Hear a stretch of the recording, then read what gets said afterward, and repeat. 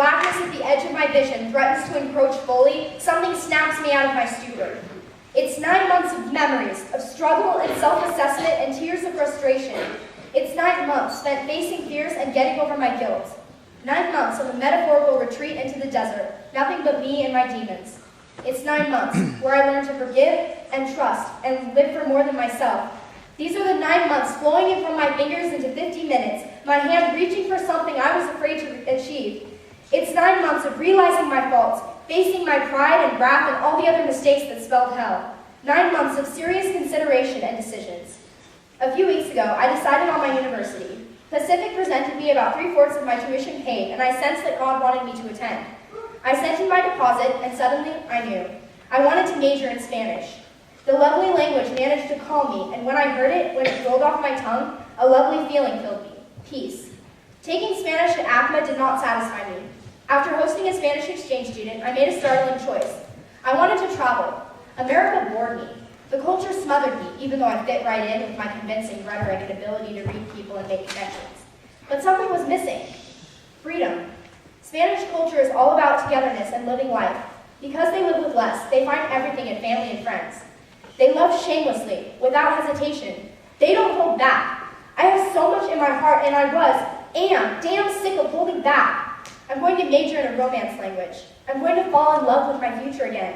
Because my music got me into college, I knew I needed to incorporate it, so I will either double major or minor in music performance, and minor in either lit or history, 2 subjects I love with my entire being.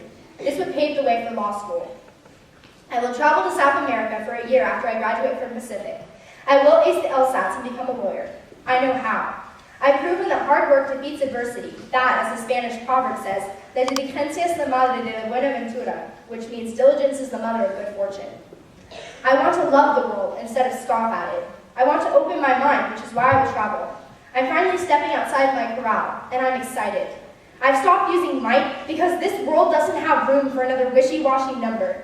It needs leaders, and me, I'm a leader. I don't have the time to be afraid anymore. I need to learn to ask for forgiveness rather than permission. I need to escape expectations and realize that after this year, I am my own person. I lift my head, feeling the weight of my mentor's gentle hand once again on my shoulder. I see Satan through different eyes. I see him not as a threat, but as an incompetent representation of the sins I left behind, the sins I conquered. It was as though my new ability, my new strength, exorcised the horrible hopelessness in my heart.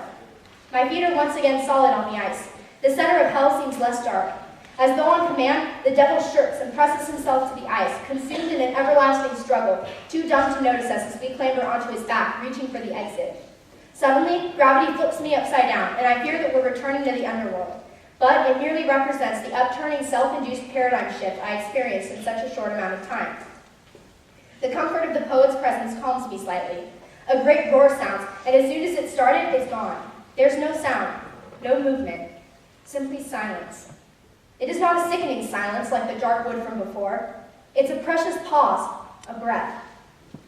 In this quiet, I blink, straining to see something, anything. A voice urges me to look upward, and at my guide's request, I turn my face to the sky. The horizon is tinged with beautiful pink, the fantastic fingers of the sunrise stretching into view. I quickly glance around me, but Dante is nowhere to be seen. Yet, the last sentence, the last few lines of the epic that changed my life forever, echo in my ear. Salimo su, el primo y el secondo, tanto que vidi de la cosa bella, que porta el cielo, per un pertugio tondo, e quindi ultimo riveder la stella. We climbed so high that through a small round opening I saw some of the turning beauties of the sky, and we came to see, once more, the stars.